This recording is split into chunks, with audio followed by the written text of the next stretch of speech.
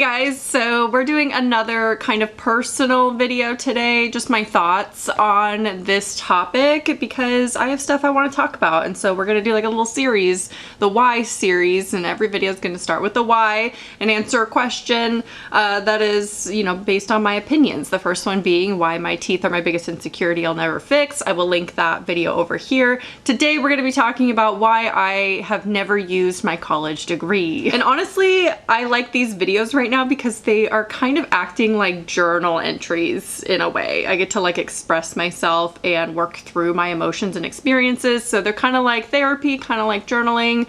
And then I turn it into a video for maybe, I don't know, for you. Maybe it'll help some of you. I get asked a lot on my old mental health or psychology videos because if you're new here, I used to do a lot of mental health videos back in the day, years ago. And that was because I was studying for my bachelor's in psychology, and that's what my bachelor's degree is in psychology. And I got a lot of comments and questions on those videos, especially the career one, on what I decided to do with it. You know, at the end of the day, what did I do with my education? So like the teeth video, we're gonna go back in time to when I started college. I actually have 4 associate degrees as well as my bachelor's degree, and that was a thing that I like to do. I like to collect associate degrees when I was in school, and the biggest reason is because I didn't want to transfer yet, for a multitude of reasons we don't need to get into today. Mostly it was actually because I kept changing my mind on what I wanted to do with my life. I had never decided early on in high school what I really wanted to do, and that's not totally the truth, but we'll get there. I identify as a late bloomer in every aspect of my life, and career and things like that, and school is no exception. I was in school for I think 8 years total, which is very long, twice as long than most people. But when I knew what I wanted to do, or think I knew what I wanted to do, I was all in on that thing, which is why I went and got 4 associate degrees in different subjects. So finally, at the end of my community college journey, I decided on psychology, even though I knew that that would require more education. I would have to then transfer and then even go to grad school if I really wanted to do anything substantial or make decent money with psychology, unless I just wanted to teach high school, which we all know doesn't pay the best. No shame to high school teachers. That is still one of the things that I wouldn't mind doing later in life if I chose to do that. So at the end of my college experience, like after I transferred to a 4-year and I was in my last semester, I started to feel a lot of anxiety because everyone around me knew what they were going to do. They were either going to go into higher education, continue to get licensed for teaching purposes for like elementary schools, or they were going to get a job with their bachelor's degree. And I had no idea where to start, what to do. I knew something in me just didn't want to go into further education. I hadn't applied yet or anything, and I just didn't want to do that. At the beginning of transferring to the 4-year, I had set on this idea. My dream job was a high school counselor, and that had been my dream job, and still, again, is something that I would love to do one day. And I was conflicted, and looking back, I absolutely could have done that and done what I needed to do in order to attain that dream job. It just would have taken some time and probably some substitute teaching and there was like a process, right? To get into your dream job, there's usually a lot of steps. It's not just an easy out of school transition, especially in psychology. Like there's a lot that goes into doing a career in psychology. So I had some resistance. I graduated in 2016, at the end of 2016, and I decided I was going to take a year or 2 off to think about it and decide what I want to do while still doing YouTube. I've been doing YouTube full-time for 7 years, so nothing really changed there. And that brings us to the multitude of psychology videos and mental health videos that I would post, and that was kind of what I was known for. I even did an event where I spoke to high school students in San Francisco. Like, I was a mental health advocate, and I still very much am a mental health advocate at heart. But obviously I don't post a lot about that anymore. Generally, I've kind of covered everything that is appropriate for me to cover with just a bachelor's degree. I don't feel comfortable delving into a lot of mental illnesses without personal experience with them, or training or experience working with people with them, or a further education about them. And my intense interest in it kind of died out. I am the type of person that goes through phases, and even in adulthood, you know, I'm still going through phases of passions, and that's okay. I think that's pretty normal throughout life. We're gonna have different interests, and when we are obsessed with something, usually that obsession doesn't last forever. So 4 years later, I never decided to go back for my master's, and I obviously never got a job in a related field, and I continued to do YouTube full-time, which brings us to today, that I'm still doing that, still trucking along doing YouTube full-time. So I guess I should answer the question of the title of the video of why I decided never to pursue psychology or do anything with my degree. And the simple answer, it's a lot more complicated, but the simple answer is I realized it just wasn't the right fit. Did I waste all those years in school? Do I regret getting my bachelor's degree in a subject that ended up not being something that I wanted to pursue with my career? Absolutely not. Obviously, I have student debt now. Do I regret getting that student debt or getting into debt for a thing that I'm never probably going to use? I don't regret it at all. I loved being in school, college only, and that's why I stayed in it for so long. I changed my mind so many times. I loved learning, and I still miss it. I've gotten some questions recently like, do you ever miss going to college? And I absolutely do. I've thought about going back for other things, and if I was made of money, I would just be a student forever, because I think learning and going to school is so much fun, and just picking your classes and doing all of that, which is why I always used to want to work at a school.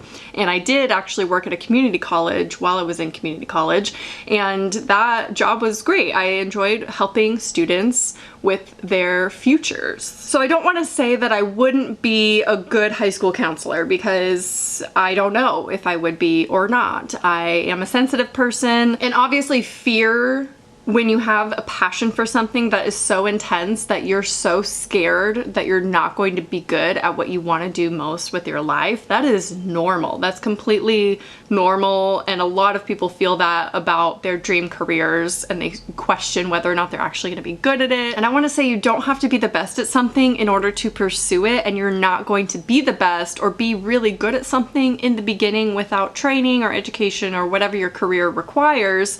You're not going to be the best at it right away. And I don't want to discourage you, because that's essentially what I'm doing to myself, is saying that my fear is like too strong to pursue it. But also, I mean, there's, like I said, there's a multitude of reasons here why I never decided to continue my education or a career in it. And at the end of the day, one of the other reasons is I just felt stronger about other things. So it wasn't just the thought that psychology wasn't for me, it was the thought of the other things that I wanted to do with my life. And obviously I've been self-employed and worked from home for the last 7 years doing YouTube full-time, and I love it so much. So I decided that's what I want to do for the rest of my life. My dream would ultimately be to work from home and be able to be at home and maybe be self-employed. That's kind of flexible. Ultimately, that would be great. But I just think working for and by myself is what personally suits me the most and my personality. And of course, you might be thinking you can pursue something in the mental health field and psychology where you get to work from home or have your own business. You know, online counseling is really big. You could do something like that.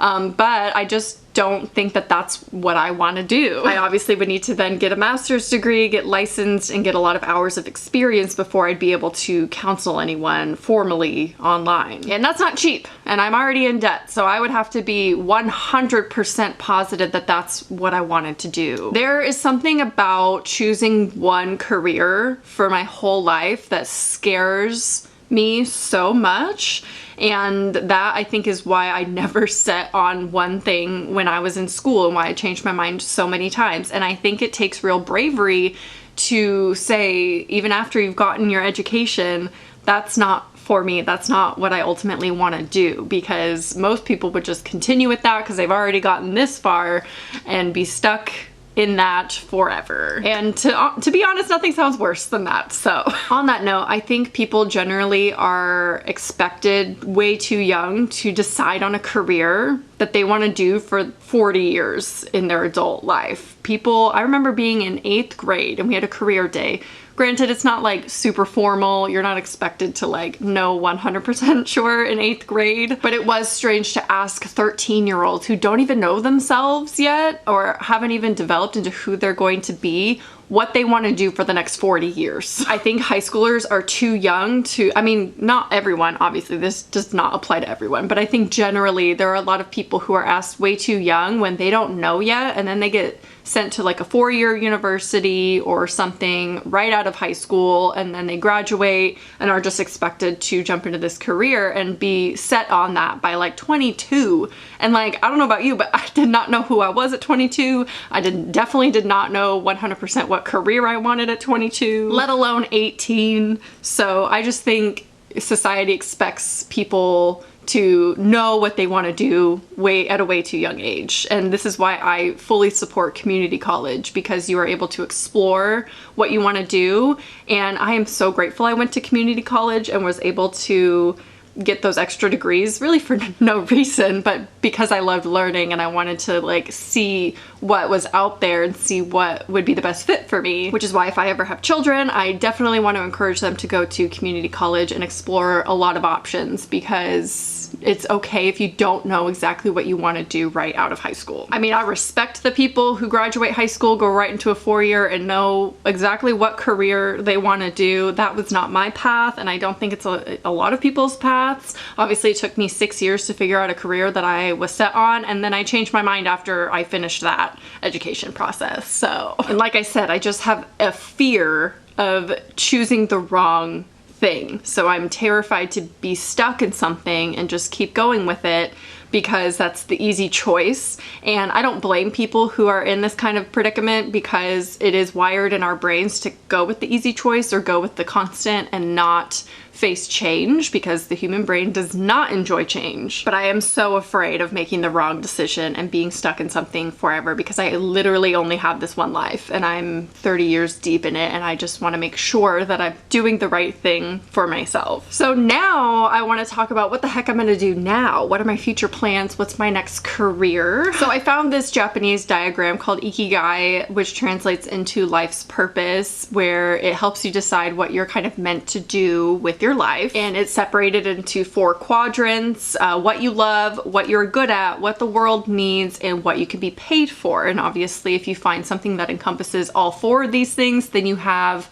your life's purpose. But I do want to say this doesn't just apply to career. I think a lot of Western cultures adopt this kind of chart and apply it to occupation, but it can extend to relationships, vocation, hobbies, things like that. Also, this is not a hard science, so if you don't have answers for everything in these quadrants, it's just a journaling exercise that I think can really help you decide what is lacking in your life, what you can pursue, and kind of help balance all these aspects of your life. I will link a great website down below that kind of further explains this chart, and actually has 2 other charts that you can do if you are kind of stuck or wanting to figure out what your life's purpose is. Also, remember that we need fun hobbies that do not make us any money. It is okay to pursue something and do something that you love just because you love it. I think we are stuck in a capitalist society that makes us think that we have to be productive all the time, or everything we do must make us money, whatever it is, or someday make us money or something like that. It's okay to just do stuff because you want to do it, because you like doing it. So one thing that was consistent in almost every quadrant in mine was writing. And this was obvious to me. I knew this was going to be in each quadrant when I went into doing this journaling exercise,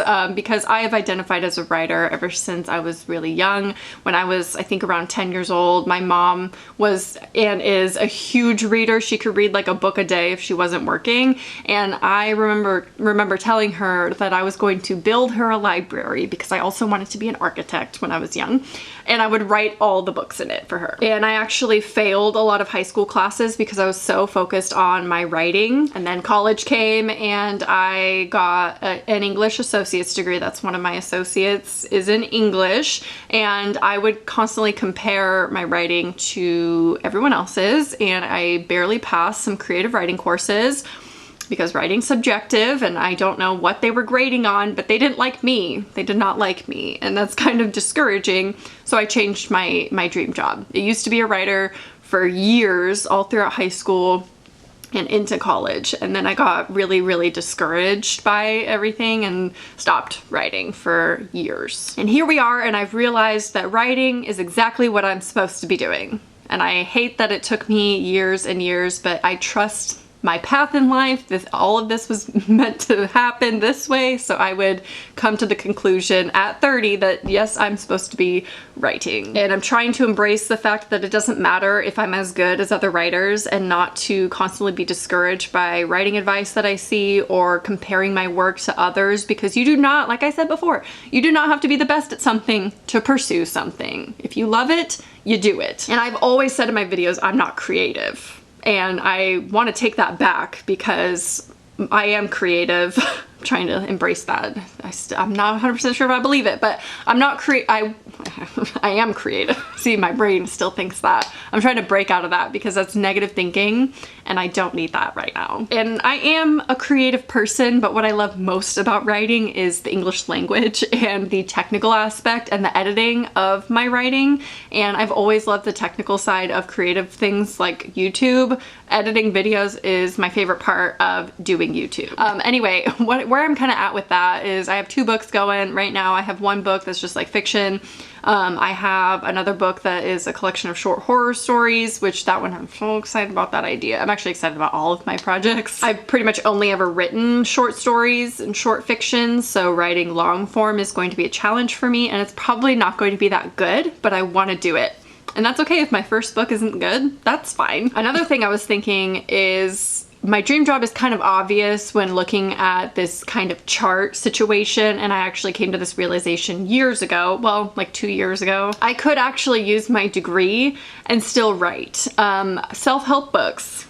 That's a thing. I've made so many videos on self-help, if you will, that I could create a collection of essays on a lot of video topics that I've already talked about. You know, they help people in video form, so why not in written form? I don't know. That's kind of just an idea that I had, because why not? Why not create a collection of essays of personal experiences that could possibly help someone? I know people generally don't care about other people, but maybe someone out there does and would read my book. I don't know. So obviously I'm pursuing writing now, and I don't know if I'll change my mind another time later in life. If I do, that's cool. But for now, writing's what I want to do, so that's what I'm gonna do. And I just feel like that was honestly meant to be. Like, I'm meant to do that because I wanted to do that, and I have written since I was 10 years old. And I just feel like a lot of people have like something that they wanted to do since childhood, and then they, you know, grow up to do that, and that would be my one thing that I've always been passionate about until I got discouraged by stupid college courses. And I stopped doing it for like 5 years. But I think it's a good thing to pursue, especially now with my current job being online, something I can do while, you know, working from home, being self-employed. I think it is the perfect time for me to do that right now. And obviously I can't say that I will never use my college degree, because I might have to work in an office one day again, which I don't hate. I don't mind working in an office, you know, while I pursue a writing career. YouTube will one day fail me. You know, it will go downhill. That's just to be expected, or I will be ready to leave, and so I will have to find a new career and probably use my degree then while I pursue writing. So that's where I'm at. This is a very long video. I don't know if anyone cares about my personal life or my personal experiences or choices, but I just wanted to address the elephant in the room of me not doing mental health videos anymore and not pursuing psychology even if I got my degree in it. And that it's okay. I don't feel bad about it at all. I don't regret anything, and I'm happy with how things are going, and now I have kind of a direction and like a passion that I want to do, so I'm excited about it. Anyway, let me know if you have any similar experiences or if you can relate to anything in this video. I hope you enjoyed, and I'll talk to you soon. Bye.